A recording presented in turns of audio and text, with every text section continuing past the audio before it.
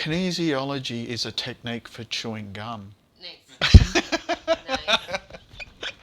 Kinesiology is a natural healing technique. What it is actually a stress management tool. So, for instance, kinesiology can help you identify where stress is in your system, what you need to do to equalise that stress. And once the stress is gone, you can perform better, whether it be in your job or learning, or even in your body's physiology can change how it functions too. What the muscle test does is measure the levels of stress.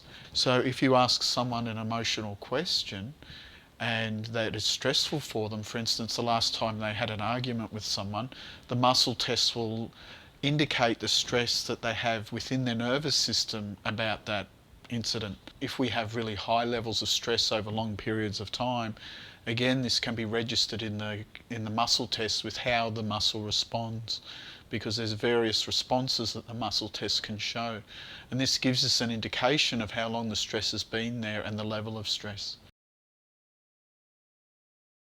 Kinesiology is complementary because it's designed to complement other traditional forms of medicine. We do not claim to diagnose, cure or heal.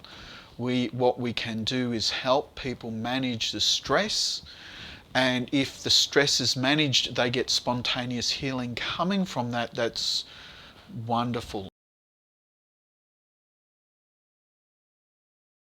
Kinesiology is a very modern technique. It uses information from the ancient wisdom of traditional Chinese medicine and also the yogic traditions to do with chakras and tantra and things like this, but also the modern day anatomy and physiology, so we can combine using all of these things together to create a modern stress management tool that's quite effective.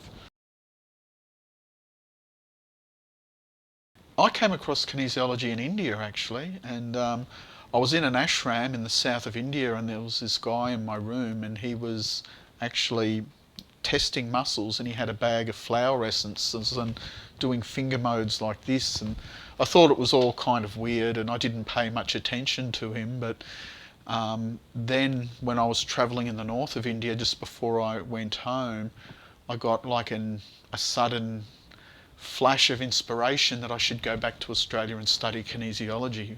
And I went back to Australia and I started looking into it a little bit, and I found a college in Melbourne, and there I learnt different types of kinesiology. The main influence would be the applied physiology. From there, what happened is that I started developing things, and I was invited to present at a conference in America, the Applied Physiology Conference, and from there all the owners of the big institutes in Europe took me to Europe, and I've been travelling around the world teaching kinesiology ever since.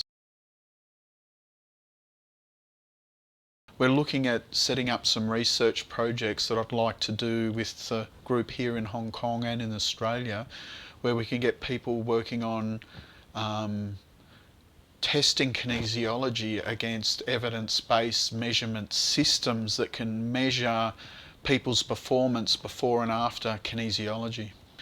We have a branch in Europe. There's people in America, Hong Kong and Australia, so I'd like to see it grow. My vision's always been that the people could shift between institutes, and so if it's not convenient to study the course in Hong Kong, they could go to Australia or Europe or America.